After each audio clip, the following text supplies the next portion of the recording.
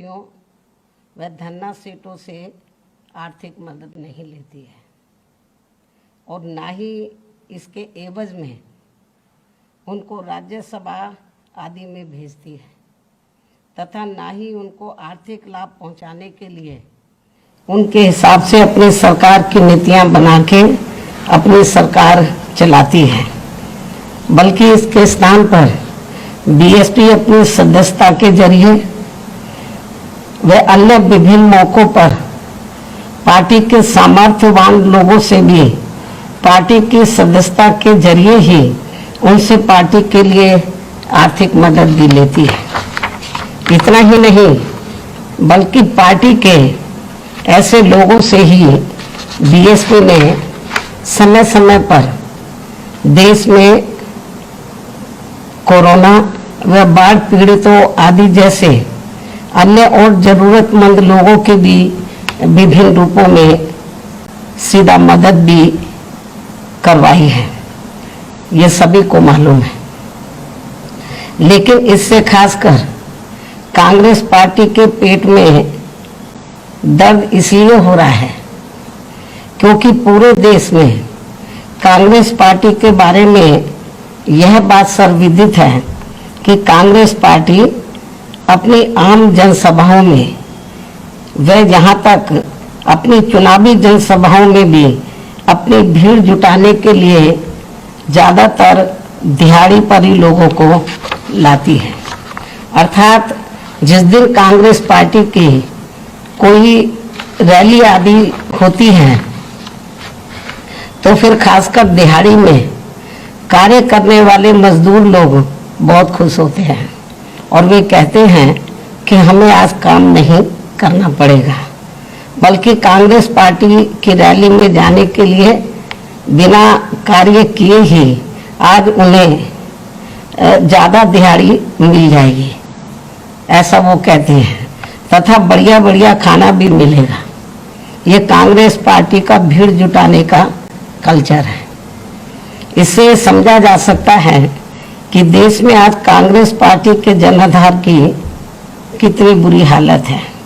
इसके साथ ही देश के किसी भी राज्य में जब विधानसभा का आम चुनाव होता है या देश में लोकसभा का भी आम चुनाव होता है तो तब इनको खासकर यूपी जैसे कमजोर राज्यों में आसानी से चुनाव लड़ाने के लिए उम्मीदवार तक भी नहीं मिलते हैं।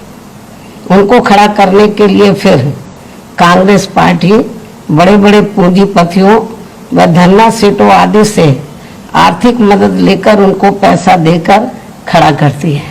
अधिकांश उनको पैसा देकर खड़ा करती है। इसलिए अधिकांश इनके उम्मीदवारों को जीतने हारने से कोई लेना देना नहीं होता है, बल्कि वो तो ये मानकर चलते हैं कि अब हमारे घर का कुछ समय तक का खर्चा चल जाएगा, जो उनको चुनाव लड़ाने के लिए वो पैसा देते हैं। ये कांग्रेस पार्टी की दयनीय हालत नहीं है तो और क्या है। जबकि वहीं दूसरी तरफ बीएसपी ऐसा बिल्कुल भी नहीं करती है। अर्थात बीएसपी कांग्रेस की तरह पैसा देकर पार्टी के लोगों को चुनाव में टिकट नहीं देती है, बल्कि चुनाव पर खुद अपना पैसा लगाने वाले लोगों को ही अधिकांश टिकट देती है, जिनका पार्टी के जनाधार को बढ़ाने के लिए हर प्रकार से योगदान होता है। इसलिए कांग्रेस पार्टी ने अभी हाल ही में जो बुकलेट जारी की है, यदि ये पार्टी इस बुकलेट में अपने विरोधी पार्टियों पर कोई भी टीका टिप्पणी करने के साथ साथ अपने इन सब कमियों को भी वर्णित कर देती तो ये बेहतर होता। अर्थात इस पार्टी द्वारा दूसरे पर उंगली उठाने के बजाय इनको पहले अपने घर को ही ठीक कर लेना चाहिए, ये भी मेरी इनको सलाह है। इसके साथ ही कांग्रेस पार्टी को मैं ये भी बताना चाहती हूँ कि जब देश में लोकसभा व किसी भी राज्य में विधानसभा का आम चुनाव होता है तो खासकर पार्टी के मजबूत राज्यों में एक एक सीट पर कई उम्मीदवार पार्टी का टिकट चाहते हैं। यानी कि बीएसपी के बारे में मैं बता रही हूँ तो खासकर पार्टी के मजबूत राज्यों में एक एक सीट पर तो कई कई उम्मीदवार बीएसपी का टिकट चाहते हैं, जिसमें कुछ उम्मीदवार आर्थिक तौर पर काफी कमजोर भी होते हैं। इसके अलावा कुछ उम्मीदवार टिकट तो ले लेते हैं, यानी कि पार्टी का टिकट तो ले लेते हैं, लेकिन चुनाव में जरूरत के हिसाब से पैसा खर्च नहीं करते। तब फिर पार्टी के कार्यकर्ताओं को ही मजबूरी में आपस में चंदा इकट्ठा करके उन्हें चुनाव लड़ाना पड़ता है। इसे भी खास ध्यान में रखकर तब हमारी पार्टी को मजबूरी में पार्टी के ऐसे उम्मीदवारों से चुनाव लड़ने के लिए उनसे कुछ एडवांस में ही पैसा भी जमा कराना पड़ता है, और फिर उसी पैसे को उनके चुनाव पर ही पार्टी के कार्यकर्ताओं द्वारा खर्च कर दिया जाता है, जिससे हर चुनाव में विरोधी पार्टियां इसी प्रकार गलत तरीके से प्रचारित करती हैं और बीएसपी की छवि को धूमिल करने का भी वो पूरा प्रयास करती है, हथकंडे अपनाती हैं और बीएसपी की इमेज को खराब करती है। वैसे भी हमारी पार्टी कांग्रेस पार्टी व अन्य पार्टियों की तरह बड़े बड़े पूंजीपतियों व धन्ना सेठों की पार्टी नहीं है। ये भी सर्वविदित है कि हमारी पार्टी कांग्रेस पार्टी व अन्य पार्टियों की तरह बड़े बड़े पूंजीपतियों व धन्ना सेठों की पार्टी नहीं है, जैसे दूसरी पार्टियां होती हैं, बल्कि गरीब और मजलूमों की पार्टी है। उन्हीं की ही थोड़ी थोड़ी आर्थिक मदद से अपनी पार्टी को चलाती है। जो गरीब मजलूम है उन्हीं की आर्थिक मदद से पार्टी को चलाती है। ये सभी पार्टियां बीएसपी के बारे में अच्छी प्रकार से जानती हैं, इसलिए बीएसपी के बारे में ऐसे कुछ भी गलत प्रचार करने से पहले इनको कोई खास लाभ मिलने वाला नहीं है। ये भी पार्टियां जानती हैं और हमारे लोग भी जानते हैं, अच्छी प्रकार से जानते हैं। इसके अलावा इन्हें ये भी मालूम होना चाहिए कि हमारी पार्टी हर वर्ष अब मेरा जन्मदिन जन कल्याणकारी दिवस के रूप में मनाती है। लेकिन इससे पहले क्या होता था, जब मेरा जन्मदिन होता था तो मेरे बार बार मना करने के बावजूद भी मेरे जन्मदिन पर पार्टी के अधिकांश लोग तो महंगे कपड़े व गहने आदि मुझे देते थे, जिसे ध्यान में रखकर फिर हमने ये फैसला लिया कि आप बीएसपी सदस्यता की किताबें ले जाएं। जो मुझे कीमती कपड़े और गहने देते थे, तो उसे ध्यान में रखकर फिर हमने ये फैसला लिया कि आप बीएसपी सदस्यता की किताबें ले जाएं। जितने के आप मुझे कीमती गहने कपड़े आदि देना चाहते हैं, तो उतने के आप अपने क्षेत्र से बीएसपी के सदस्य बना के वो पैसा आप मुझे पार्टी को आर्थिक सहयोग के रूप में दे सकते हैं। इसके लिए कोई मनाही नहीं है। उसके बाद से अब हम इस मौके पर अपने लोगों को हर वर्ष बीएसपी सदस्यता की किताबें दे देते हैं। लोग फिर उसके जरिए हर वर्ष पार्टी को खुशी खुशी से काफी आर्थिक मदद भी करते हैं। लेकिन इसे भी कांग्रेस जैसी अन्य पार्टियां भी काफी गलत तरीके से, जब मेरा जन्मदिन होता लोग पार्टी को आर्थिक सहयोग देते हैं, तो उसे भी कांग्रेस पार्टी सहित ऐसी मानसिकता वाली जो अन्य पार्टियां हैं, तो इसे भी गलत तरीके से प्रचारित करती हैं। बुकलेट में कहा कि आज यूपी में वो सत्ता में, आप लोगों को मालूम है, उसकी बुकलेट को पढ़ने से ऐसा लगता है कि वो सत्ता में आने के लिए कितने तड़फ रहे हैं। लेकिन कांग्रेस को अपने गिरेबान में झांक कर देखना चाहिए। जब अपना देश आजाद हुआ था, तो आजादी के बाद शुरू में लंबे अरसे तक यहाँ उत्तर प्रदेश में कांग्रेस पार्टी लगातार पूर्ण बहुमत के साथ वो सत्ता में रही। लेकिन इनकी कथनी और करने में जमीन आसमान का फर्क होने की वजह से फिर लोगों ने इस पार्टी को छोड़ दिया, और तभी हमें बीएसपी बनानी पड़ी, और बीएसपी की तरह अन्य और पार्टियां भी बनी। तो इसके लिए जिम्मेवार कौन है? जो कांग्रेस की का जो आज हाल बेहाल है, इसके लिए जिम्मेवार कौन है? हमारी पार्टी नहीं है, दूसरी पार्टियां नहीं है, जो अन्य विरोधी पार्टियां हैं। इसके लिए सही मायने में जिम्मेवार कांग्रेस पार्टी की खुद गलत नीतियां, कार्यशैली, उनकी कथनी करने में अंतर, ये सब कांग्रेस पार्टी इसके लिए जिम्मेवार है। अब अपनी कमियों को छिपाने के लिए वो किस्म किस्म के हथकंडे अपनाए, तो मैं समझती हूँ यूपी की जनता ये सब बातें अच्छी प्रकार से जानती है। चाहे वो एक बुकलेट जारी करे या 2 करे, तो मुझे नहीं लगता कि जनता के ऊपर कोई असर पड़ने वाला है।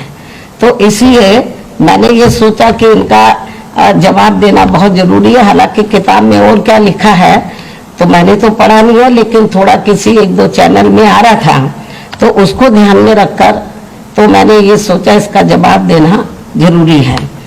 इतना ही नहीं, बल्कि आज मैं किसी एक चैनल में हमारी पार्टी के जो राष्ट्रीय महासचिव व राज्यसभा सांसद हैं श्री S.C. मिश्र, उनका इंटरव्यू देख रही थी, जिसमें उनसे बार बार मेरा उत्तराधिकारी के बारे में पूछा जा रहा था कि आपकी बहन जी का उत्तराधिकारी कौन होगा। तो उस चैनल को जो उनसे पूछ रहा था, उस चैनल के इंटरव्यू पूछने वाले को मैं ये बताना चाहती हूँ कि मेरा स्वास्थ्य अभी ठीक है, मुझे अभी किसी को भी अपना उत्तराधिकारी बनाने की जरूरत नहीं है, लेकिन जब मेरा स्वास्थ्य ठीक नहीं रहेगा तो तब मैं जरूर अपना उत्तराधिकारी घोषित कर दूंगी, ये भी मैं उनको बताना चाहती हूँ। और जब उत्तराधिकारी, जब मेरा स्वास्थ्य ठीक नहीं रहेगा या मैं इस लायक नहीं रहूंगी कि मैं पार्टी को चला पाऊं, और जब मैं अपना उत्तराधिकारी घोषित करूंगी तो उस चैनल को भी बता दिया जाएगा, पूरे देश को बता दिया जाएगा।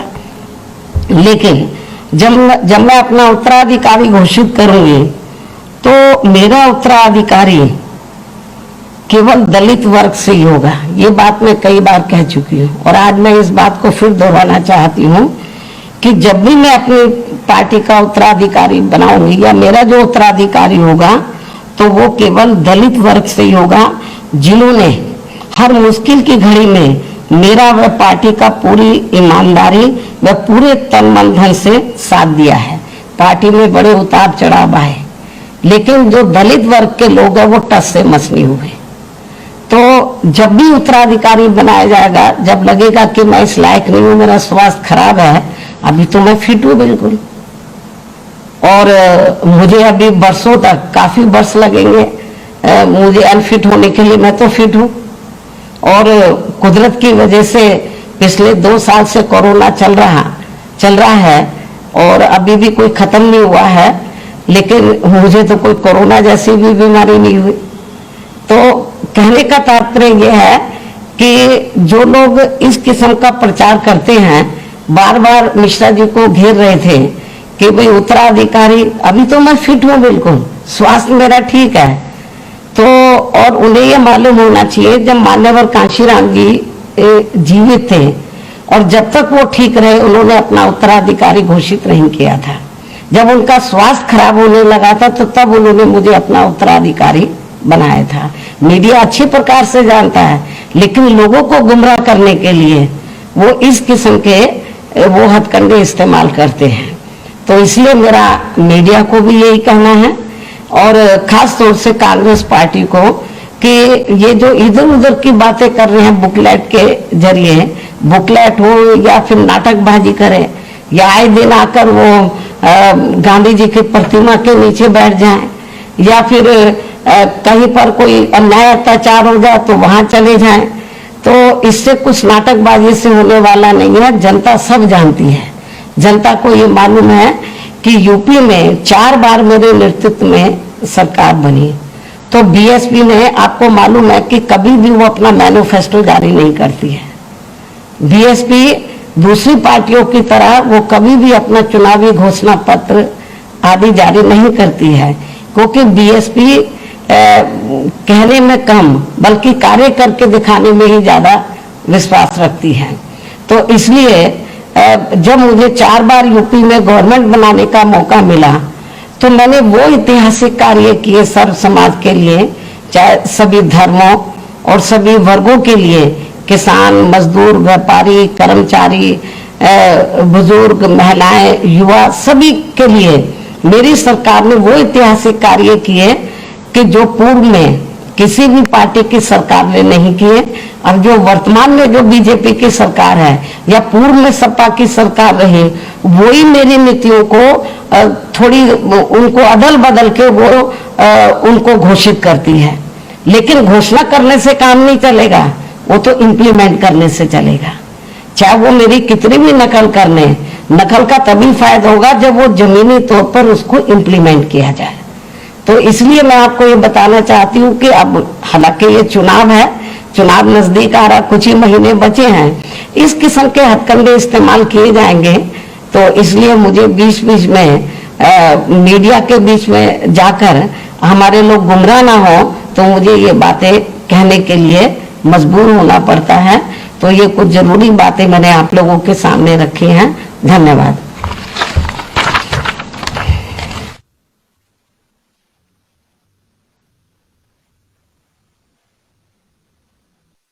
रोको मत, हमें टोको मत, हमें आगे बढ़ते जाना है।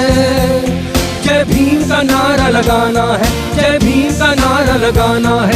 जय भीम, जय भीम।